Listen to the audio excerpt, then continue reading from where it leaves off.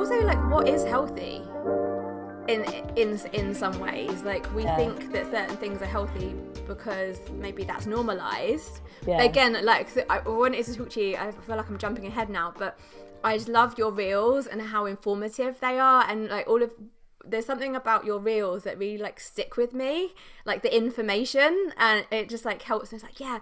And there is like a reel where you're like, it's like things that make you go I love that one. I watched it again like before we came to the call, because I was like, oh yeah, I want to watch it again. And I really love that, like with just all these myths and like even to the fact that having period pains is normal. And it's just like, but what you say is like, it isn't. Yeah, and I think that's really important because there's a cultural aspect to this, where we have normalized women's pain in general. And we can look at, there's the origins to this, where you look back into the like late 1800s, where you have this discussion of hysterical woman and treating women's pain as all in their head, whether it's emotional pain or physical pain. And I think that undercurrent is still like very misogynistic, is still present. And it's interesting when you say, well, actually it's not normal, because I've had women challenge me on this, say, well, why have I experienced it my whole life?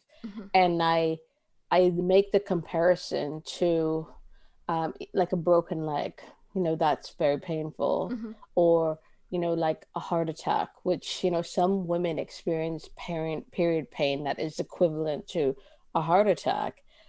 We don't treat that as normal. If you had a broken leg or you were having a heart attack, you would get treated right away. Well, why don't we do the same thing with period pain? We need to push back against this cultural programming that has normalized pain and emotional upheaval, and just the fact that like periods, it should just be a terrible time, because they don't have to be. No. Yeah, and I think that there's so many things that I want to talk to you about. I'm just like, all these things is like coming into my head, because I'm like, oh, I want to ask you about this, ask you about that. But yeah, we just don't talk about periods enough. And I think that that's one of the things as well. And like you said, we're culturally programmed into thinking that PMS or PMT is normal. That's part of it. Again, it's normal, or it's expected that women are like that at that time. And all of these different things, or we're supposed to be emotional or erratic and all of that, that's kind of normalized. When like, yeah, we are supposed to have this whole range of feelings, aren't we? And that's part of it. But also when we're feeling that kind of that build up of that intensity, like maybe that is also a sign that there's something off balance that can be like beneficial, because it's no one likes feeling that way. Yeah, no one does. And we do ourselves a disservice, as you say, when we just attribute all of these emotions to PMS or PMT, when you can feel it can be anxiety, and there can be a reason for that anxiety. You can feel depressed or upset, and it's like, I love this idea of just feeling what you feel, acknowledging how you feel.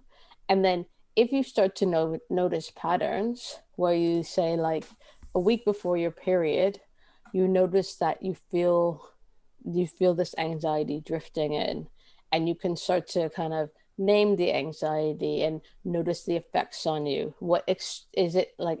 Go to any extremes where this anxiety of not wanting to leave the house, or not wanting to speak to people, or the inner critic comes out to play, then you need to kind of dig into that a little bit, because there are physiological reasons behind anxiety, but it's not always connected to the period and the being at the end of the menstrual cycle. There is a connection, but it's not always connected.